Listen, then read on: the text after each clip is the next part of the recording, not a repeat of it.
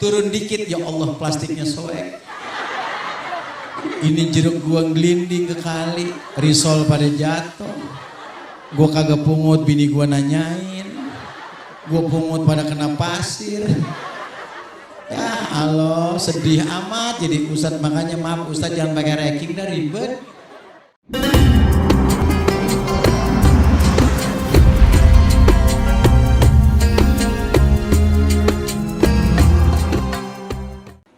Assalamualaikum warahmatullahi wabarakatuh. Alhamdulillah wassalamun ala ibadihi alladhina astafa, amma ba'du. Yang mulia para guru, para ulama, para kiai, para asatiz, bapak-bapak, ibu-ibu, adik-adik remaja dan para pemuda yang saya cintai. Wabil khusus Al-Mukarram Al-Ustadz Komarudin, Ketua DKM Masjid Baitul Salim, Bapak Haji Kubil atau Bapak Madid yang sudah datang, dan asatidzah yang lain yang dari tadi udah disebutin namanya. Kalau saya nyebutin lagi udah gak kebagian waktu, karena waktunya udah malam. Yang ditunggu bukan saya, Abang Madid. Tadi Bang Madid datang pada bangun loh. Mentang-mentang gue orang kampung gue dicuekin. Suek lo. Gue baru tumben datang, mentang gak kenal. Dia kan sering di TV. Makanya nonton dong di TV. Ada di RCTI itu Amanat Wali 6. TV gak ada, pakai YouTube. Di YouTube kemarin ulang tahun yang ke-23 Wali Band, saya yang ngisi di RCTI. Makanya jangan dianggap orang kampung gak ada ratingnya. Buka YouTube ulang tahun Wali ke-23. Di situ saya yang ceramah kemarin. Ini bukan sombong, bilangin aja. Gue mau Wali udah CS. Lu aja kadang-kadang kira ada Madid datang bangun. Gue pelangap loh. Apa saya naik ke panggung, tadi saya gak mau bareng sama Kori. Ntar aja kata Kori, udah bareng. Saya pikir gak ada orang, saya dari tadi di sono. Gue saya masuk lah ngengkeh. Saya duduk, alhamdulillah. Panitia ngomong MC kalau ada yang kurang-kurang air. Dari tadi gue duduk gak dibagi air. Lupa kali, udah kebangetan banyak orang. Saya ngeliatin sebelah saya ada teh kotak, gue kagak pisan. Mayan makan jeruk, untung kulitnya gue gak garot. Malam ini kita hadir memperingati peringatan Maulid. Dengan doa dan harapan mudah-mudahan guru-guru yang hadir, yang ada di panggung, yang gak saya sebutin namanya bukan kurang hormat. Karena kalau kebangetan banyak saya sebutin atu-atu apa jam 2 gak kelar. Yang penting beliau pada sehat semuanya. Saya datang kemari karena beliau Ustadz Komarudin ternyata adik kelas saya di pesantren dulu di Sukabumi. Saya di Al-Masturiyah. Tahu-tahu beliau mengenalkan diri di beberapa acara, ternyata beliau adik kelas. Tahun 2002. Saya tahun 1994. Akhirnya kenal dan nyampe ke sini. Alhamdulillah dengan Sherlock yang dia kasih, mobil masuk setengah, setengahnya kagak masuk, parkir ribet. Emang ini kampung udah kebangetan banyak orang, kebangetan banyak manusia. Padahal dulu tahun 80 walaupun saya nggak tahu, saya yakin ini banyakan rawa sama kebun. Ya, makanya Bapak Haji kita buka gabus pucung tuh di bawah. Tadi cerita sama saya, sekarang gabus pucung pada laku. Dulu nggak ada gabusnya. Yang dipucungin karuk ninjo laki sama terong. Pucung gabus mahal. Apalagi grame. Kagak ada yang dimakan, itu dijualin. Yang dimakanin apaan? Cere, sili, betik, betok. Dulu. Datang kemari kita pengen banget dapat kebaikan dari Rasulullah. Kita datang pengen banget nanti kumpul lagi di akhirat bersama beliau. Ngumpulnya kita di sini atas dasar cinta. Jadi cinta yang paling tinggi pertama kepada Allah, kedua kepada Nabi, ketiga baru sesama kita. Gimana sini bro, di sini sound system ini nyawanya. Perasaan gua ngedip-ngedipan mulu dari tadi. Ngomong-ngomong soal cinta nih bedemenan. Kadang-kadang kita suka kagak ngerti. Kalau cinta sama Nabi bersolawat. Nggak perlu ngucapin cinta yang kayak kita ngucapin sama pacar, nggak usah. Kajol suaminya Ajay Devgan. Bapaknya Ajay Devgan baru mati kemarin, namanya Feru Devgan. Shahrukh Khan istrinya namanya Gauri Khan. Jadi Kajol sama Shahrukh Khan bukan suami istri. Dia bisa booming gara-gara Kuch Kuch Hota Hai. Makanya dia sampaikan kepada Kajol ketika dalam film itu dia menyampaikan cintanya kepada Kajol. Apa kata Shahrukh Khan? Mere zindagi bahut se tumse pyar karti hai. Lu ngerti kagak apa? Ini cerita India nih. Kenapa? Karena nenek-nenek demen sama India nggak ngerti. Katanya Shahrukh Khan suaranya enak. Shahrukh Khan cuman pemain, aktor, nggak bisa nyanyi. Suara laki-laki terenak di India namanya Kumar Sanu sama Udit Narayan. Yang perempuan yang pernah duet sama Rhoma Irama namanya Lata Mangeshkar sama Asa Bhosle. Nyanyi tuh India. Makanya India di kampung sini nggak bakalan betah karena puunan sama kebun nggak ada. Karena India kalau ngeliat puun main pegangan, ngeliat kebun mau guling-gulingan. Di sini kepedok tembok lah remek badannya. Nah, iya, itu cintanya dia sama dia. Tapi kita sama Rasul nggak mesti ngucapin yang kayak begitu. Apa sih Meri Zendegi? Meri Zendegi artinya dalam hidupku. Bahot itu sangat. Sepiar mencintai kamu kartihe akan dirimu. Makanya belajar bahasa nggak apa-apa bisa bahasa India. Ya. Ini cinta kita sama Nabi apa deprok begini ngikutin perjalanan Rasulullah. Kenapa? Karena perjalanan Rasul itu nggak gampang, susah. Makanya sekarang mohon maaf kalau kita cinta sama Nabi ikutin cara Nabi dakwah. Mau jadi penceramah, pejabat, orang kaya, ulama besar, siapapun kita sebagai suami, pedagang ikut cara Nabi, insya Allah berhasil hidupnya. Alhamdulillah Ustadz Komar dengan saya nggak pakai ke rumah, WA. Kiai tolong tanggalin tanggal 11, insya Allah Ustadz. Nggak ada cara, nggak cuma di sini doang, cuman nggak lama. Duduk selesai ceramah, makan kalau ada, terus pulang. Kalau nggak keburu karena tempatnya ribet, nggak usah makan deh, bungkus aja. Kalau ada, emang gue nanyain. Ini kalau ada, kalau belum ada ya cariin. Udah pulang. Tuh kita cinta sama Nabi begitu lewat WA selesai. Kenapa? Ini umat jangan dibikin sulit. Mudahkan urusan orang, jangan dibikin sulit. Gembirakan orang, jangan ditakut-takutin. Itu dakwah namanya. Kiai mesti begitu. Ada kiai yang tengil, belum ceramah minta transfer. Minta panjer, datang kagak. Boleh ge, kentut aja lo. Ini mohon maaf bukan ngata-ngatain, saya bukan tipe yang begitu Bu, mohon maaf. Saya yang jauh aja, Sherlock aja deh Bang, yang penting saya bisa nyampe, doain biar sehat. Udah nyampe perkara belakangan, urusan dunia mah jangan pakai minta. Wali Ben ke saya, Pak Ang sering telepon Kiai tanggal 31 Senin malam Selasa. Siap, insya Allah Ji Pak Ang saya datang. Maaf Kiai nggak ke rumah, nggak usah, ente orang sibuk. Datang, habis asar saya berangkat ke MNC Picture, nyampe sono, sampai sono maghrib katanya mulai, ternyata belum kenapa, Apoy masih syuting. Jam 8 baru kita mulai acara. Nggak apa-apa, dikasih berapa pulang terserah dia. Nggak pernah saya minta karena dia artis, kenapa? Jangan nyekek orang, ntar dicekek lagi sama orang. Yang begitu. Makanya saya mah panjer belum, makan belum. Biarin, yang penting ntar urusan rapi, parcel kagak ada, nggak nanyain saya mah.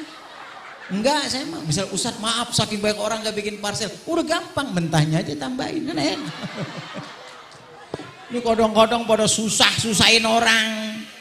Dakwah kita sama Nabi jauh lebih pahit Rasulullah. Mekah Madinah jalan kaki pakai onta, difitnah, caci maki, cemooh, lemparan kotoran onta, lemparan batu. Beliau tetap berdakwah. Itu Rasul yang mulia. Kiai zaman sekarang udah enak, nggak usah pakai macam-macam. Mau pakai mobil ada, motor gampang, jangan bikin susah umat. Makanya kalau jadi penceramah jangan ngejar-ngejar banyak target. Semalaman 3 nggak bakalan bisa Bang. Jakarta, Bekasi, mana aja macet. Kiai saya pakai Pajero, walaupun pakai Pajero tetap macet. Apa tahu orang itu Pajero tuh Kiai jalan duluan? Nggak bisa. Yang boleh jalan duluan ambulan. Makanya Kiai saya saranin pakai ambulan. Murah, APP 60 juta bikin ambulan, pasang sirene. Mau ceramah pertama di Jakarta, Tangerang, Sarung ke Cikarang, 3 acara ketemu. Kenapa? Naik di ambulan jangan di depan, cukup di depan supir sama asisten, Kiai di belakang rebahan, enak. Sampai lokasi pertama minta duluan ceramah 15 menit, izin, naik lagi di belakang, berangkat lokasi kedua. Di Tangerang ceramah setengah jam, tidur lagi di belakang, sampai ke Cikarang, supir mau bangunin bingung kenapa, udah mati. Doko banget. Semalaman pakai ngoyok 3 target buat apaan? Jangan. Ribet saya ceramah, tempatnya sempit, ngapa gampang kok. Ustadz pakai apa? Pakai motor bisa. Hina enggak hina. Yang penting motornya pas dengan kalimatnya dia sebagai ustadz. Apa motor ustadz? 2 pilihan antara NMAX sama PCX. Kenapa? Kalau ustadz pakai NMAX, maaf, boxnya gede, dikasih berkat nggak ketahuan. Minimal 4 tuh kalau nasi kotak. Cuman kadang-kadang culas Ustaz, dikasih 4 ditutupin.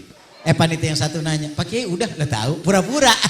Ditambahin lagi 2 jadi 6. Ya bini atuh makan 6 kelolodan Paul. Nggak ada yang susah. Makanya saya berkaca dengan Rasul, bercermin dengan Nabi. Tahun 2000 saya ceramah nggak punya apa-apa Bu, mohon maaf. Kendaraan nggak punya, baru pulang dari pesantren 94, 95, 97. Tahun 2000 udah diundang orang ceramah. Kata orang, Ustaz nanti dijemput, alhamdulillah girang hati. Saya pikir mudah-mudahan pakai mobil, tahu-tahu dijemput pakai Vespa. Saya mikirin begitu nyampe sholat isya dulu ya, saya liatin tuh Vespa.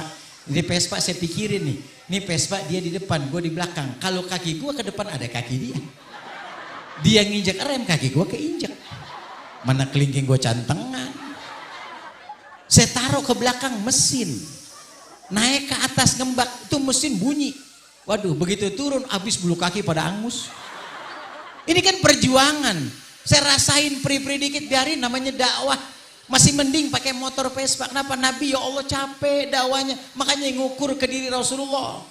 Berjalan waktu nggak punya motor, adik dibeliin motor. Kenapa? Bontot. Minta beli motor, bontot gampang, langsung saking bontot dikasih, mintanya salah. Beli RX King. Saya ceramah, saya minjem deh, iya bang bawa aja. Saya nggak mikir tuh gimana ntar pulangnya, saya bawa aja ranking. Di BKT sekarang, dulu masih Malaka belum ada BKT, Haji Mat Nadi ngundang almarhum, saya masih ingat sampai sekarang, ini bukan cerita bohong. Biar kisah-kisah dakwah saya ceritain biar kita jadi orang yang rendah. Pulang dari acara dikasih besek parcel model lama yang pisang doang sesisir pakai plastik, saya bingung. Gue taruh di tangki kanan kiri ntar jatuh. Di belakang kagak ada keronjo, di kanan ada gas. Akhirnya saya pikir di kiri aja dah kali aman. Saya taruh sebelah kiri, nggak sadar tuh kiri ada kopling bulak balik.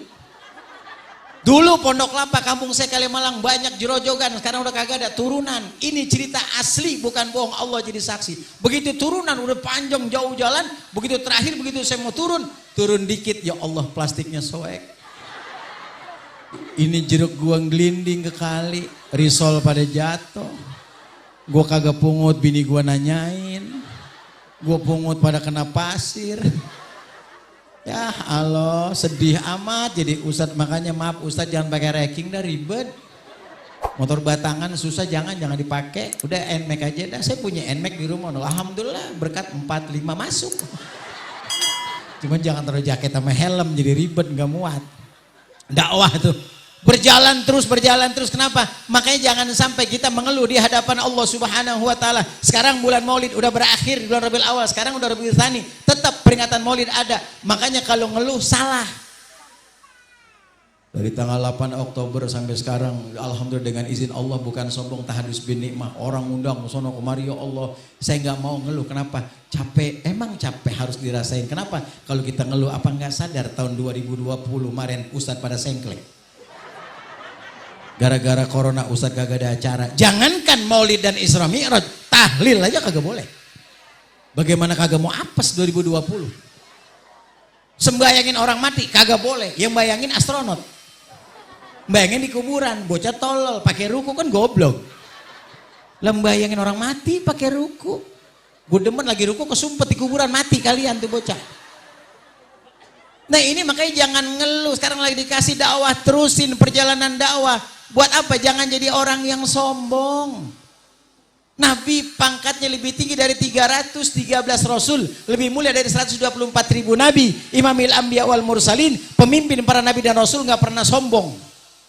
Zaman sekarang mohon maaf, saya bukan mau nyindir, enggak, kalau kesendiri itu namanya punya koreng, koreng mesti dibenahin.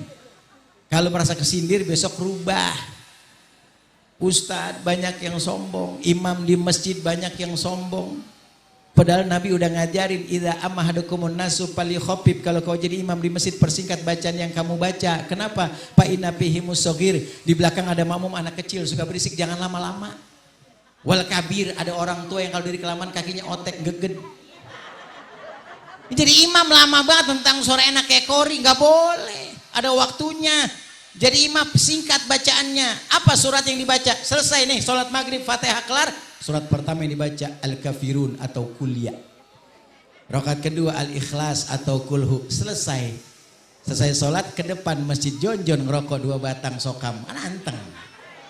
Nah ini mentang-mentang suara enak. Rakaat pertama Fatihah Yasin 83 ayat. Tetangga sebelah masjid baru pulang nunjang motor, bininya ngomong, bang sembahyang ke masjid dikit lagi mau komat. Enggak nih gue pengen berak begitu. Tahan aja berak mah. Gue gak enak diomongin orang mulu, rumah masjid deket gak pernah ke sholat di masjid. Sono akhirnya denger omongan istrinya yang gak enak sama tetangga, datang ke masjid. Makin lama orang makin banyak di tengah-tengah, padahal sakit perut ditahan. Imam bacanya Yasin. Itu yang sakit perut mikir sambil ngomong di hati, gue ngajok sembahyang. Gue tahu begini gue berak dulu. Lah Yasin pakai lagam kan lama. Tapi karena kadong di tengah-tengah diikutin, harapannya mudah-mudahan rakaat kedua lebih cepet. Rakaat kedua dasar imam sombong yang dibaca Al-Waqiah sesurat. Makin lama makin enak, perutnya sakit. Kagak tahan, diturunin tangannya. Dia ngomong, rembes. Makmum sembahyang cepirit. Gara-gara imam tuh. Nggak boleh ada panjang-panjang, nggak boleh kalau punya makmum. Kalau sendiri kata Nabi palyutawil masa'a, panjangin kagak ngapa-ngapa. Mau 30 juz boleh, paling bemuruh mulut lo. Kadang-kadang pada sombong. Boleh baca kuliah, boleh. Kulhu boleh, berapa malam, tiap malam, berapa tahun seumur hidup. Kuliah kulhu, lagi gampang ngenalinnya. Sampai imam, usah kuliah biasa gitu. Kenapa ini asbabul wurud hadis mengatakan seperti itu? Nabi nggak pernah sombong. Termasuk ibu-ibu nih, jamaah perempuan. Kenapa diajarin nama Nabi? Rumah tangga beliau apa sih? Baiti jannati. Kalau dalam bahasa Kulon, my home is my paradise. Rumahku surgaku. Kok rumah tangga Nabi kayak surga? Rumahnya kagak gede, kagak cakep. Cuman orang-orangnya kalau ngomong enak, nggak nyakitin. Manggil istrinya Sayyidatina Aisyah ya Humairah, dipuji bininya. Jujur karena cantik dipuji. Nih kita jujur enak. Ngelihat bini hitam dipanggil buluk. La ilaha illallah. Ngelihat bini jidatnya lega dipanggil lohan. Kayak ikan tuh bini. Jangan dipanggil dengan makanya sebelum nikah kan ada ta'aruf. Ngomong, ntar kalau jadi pernikahan, jadi suami istri manggil apa yang enak ya, ngeliatin apa kemampuan kita. Kalau punya Avanza boleh dah manggilnya mamah papa. Baru Avanzanya, punya Fortuner boleh dah mami papi. Makin tinggi boleh manggil apa aja. Tapi kalau kagak punya apa-apa mah malu jengah pakai manggil papa mama. Mobil kagak, rumah reot, motor atu, CB, disela, melejit. Panggil pakai mamah papa. Anak pulang sekolah, pulang sayang, iya mah. Papa mana? Ngojek sayang. Papa ngojek. Urup banget kok kagak papa ngojek. Yang satu pulang sekolah, papanya lagi gerah ngadem nanya, papa, mama mana? Di belakang nih nyangin genjer. Mama nyangin genjer, pala lu ngebul. Kan kagak urup. Lagi kita yang denger, jengak buat rasanya. Makanya kudu hati-hati. Rumah tanggamu akan bahagia, Nabi ngasih udah motivasi. Apa yang bikin rumah tangga bahagia? Nih, perempuan yang soleha. Kagak bakalan laki lu kawin lagi kalau lu lempeng sama laki lu. Ini bagaimana laki kagak mau beli satan keluar nyari perempuan lain. Di rumah susah banget dirawatin. Ngadepin laki kekemben mulu. Tuh bawa bawang jadi aja. Daster somplak. BH disambung meniti. Ya ilah. Kayak kagak gablek pisan. Astagfirullah. Udah disambung lupa dicangkremin nyelangar aja. Laki dengetin ketusuk, kata laki ada bangsat, pala lu bangsat. Emang niti lagi nyelangar baik. Jangan, biar resep.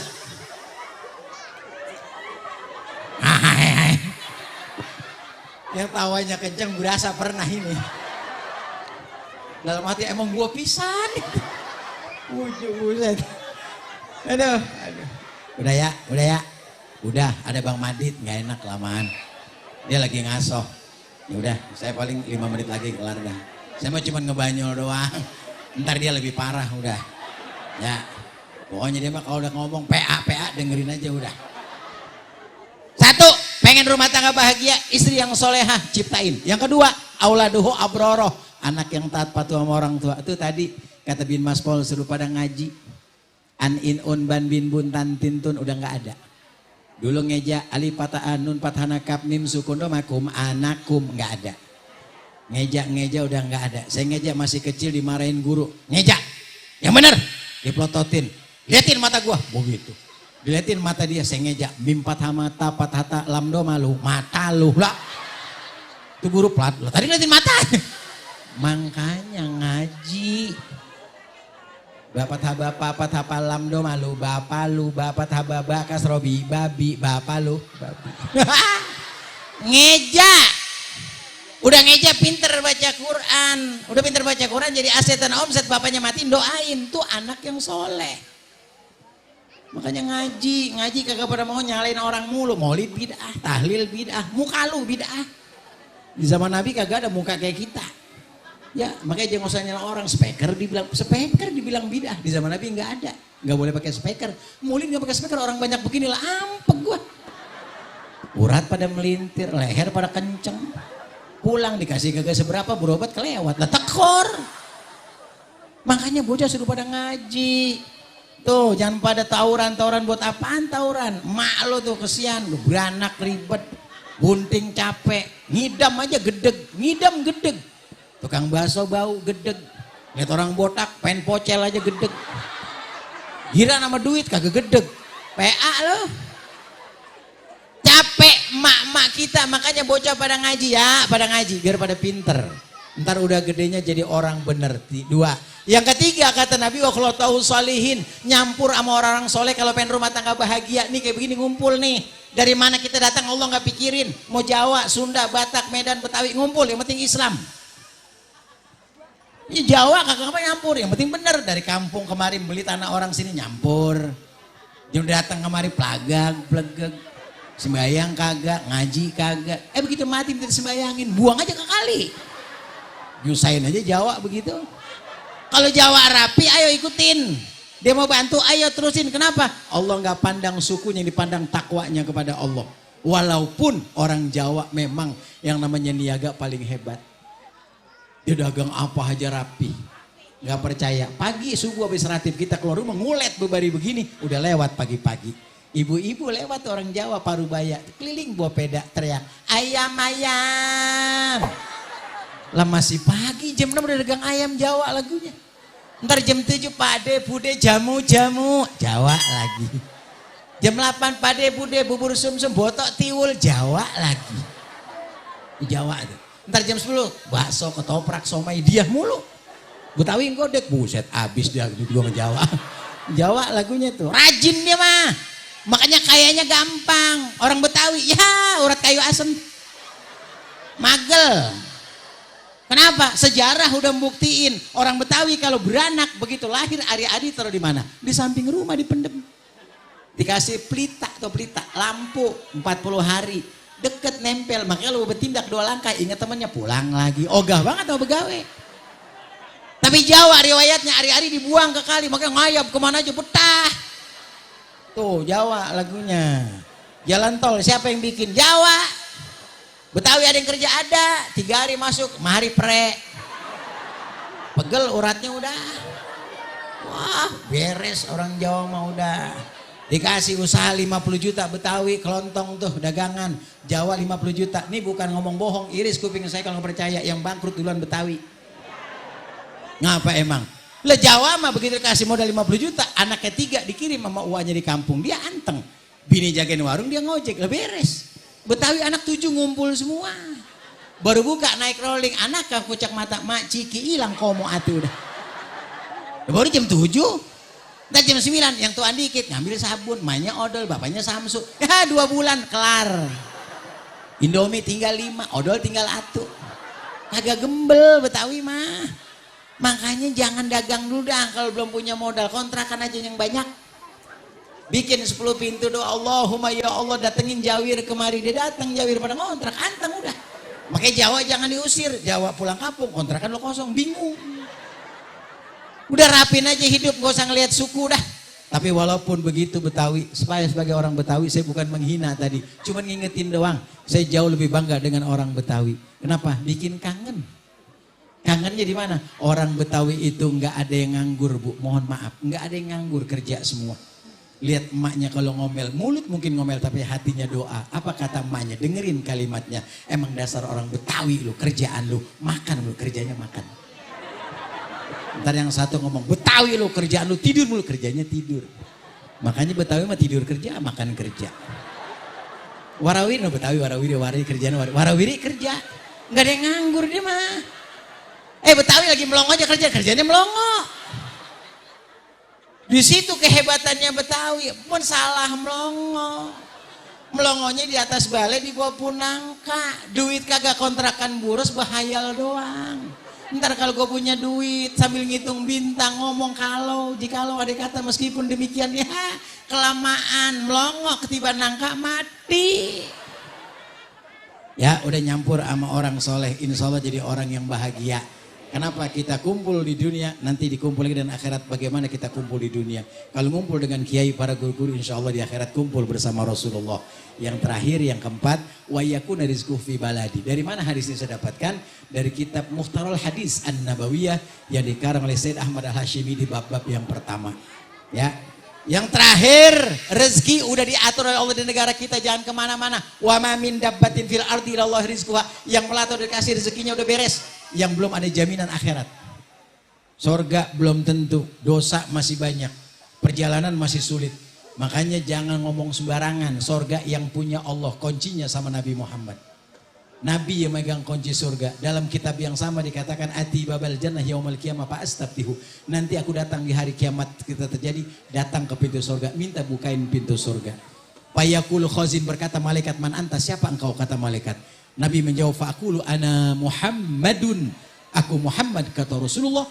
Yang penjaga pintu surga menyampaikan, bika umirtu al-aftah li ahadin qablak.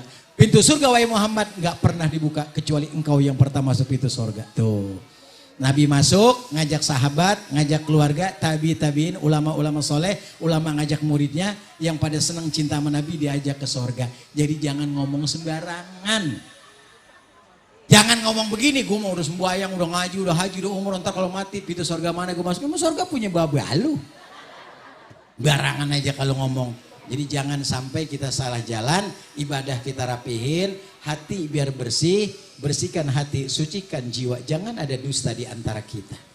Lempengin hidup, insya Allah berkah dunia, berkah di akhirat. Yang terakhir, niatin acara malam hari ini walaupun sempit, capek, dengan tujuan satu, akhirat lillahi ta'ala. Semua lillah. Kalau kita lillah, insya Allah enggak lelah. Ya, ibadah, sholat, belakangnya fardun lillahi ta'ala. Puasa lillahi ta'ala, haji umroh lillahi ta'ala, acara ini bersama lillahi ta'ala, urusan akhirat lillahi ta'ala. Insya Allah nggak bakal hilang pahala kita.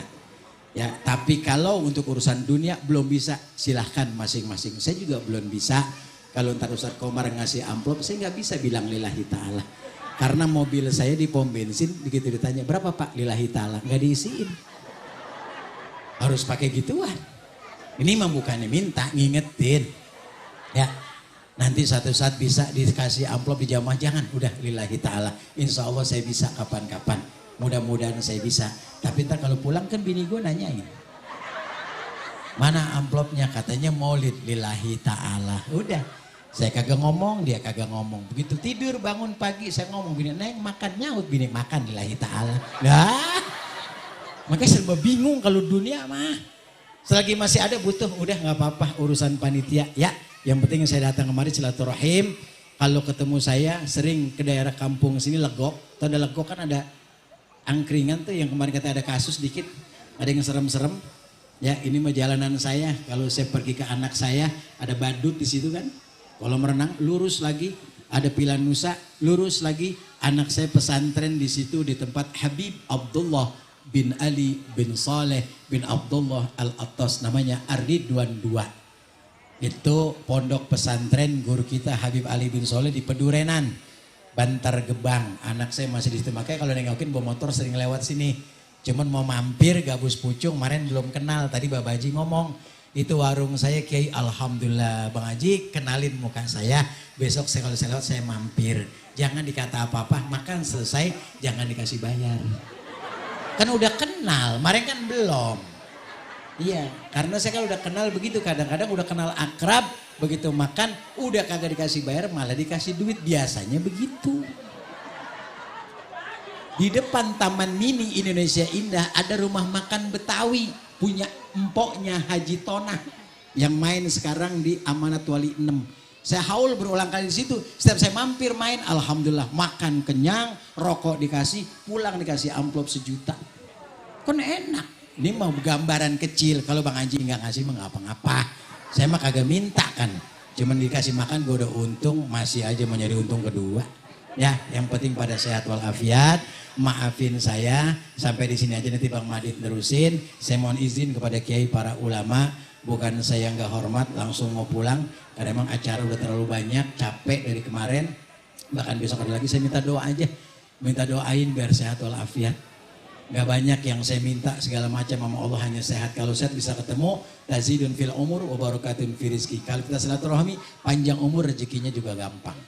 Insya Allah, makanya doain, insya Allah dalam waktu dekat nanti saya akan berangkat mungkin insya Allah kalau jadi ke Malaysia. Di Malaysia akan ada acara besar-besaran itu. Orang nanya sih, Ustaz acara apaan? Enggak apa acara apa-apa, nyunatin Upin Ipin itu doang. Udah kelamaan nonton di MNC, gak pernah sunat tuh bocah, gede kelamaan. Nah kalau jadi, kalau dia ngundang, kalau nggak ada ya biarin. Maafin ya, terima kasih atas segala perhatiannya. Maafin bila ada salah dan kekurangannya. Wallahul muwaffiq ila aqwamit thoriq. Assalamualaikum warahmatullahi wabarakatuh.